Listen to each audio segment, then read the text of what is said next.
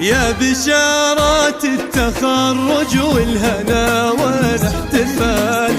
اقبليها اليوم يومك بالسعادة والسرور، من بعد طول انتظار ومرت سنين طوال، لذة الانجاز هذه ذقتها يوم الوصول. يا بشارات التخرج والهنا والاحتفال، اقبليها اليوم يومك بالسعادة والسرور، من بعد طول انتظار ومرت سنين طوال،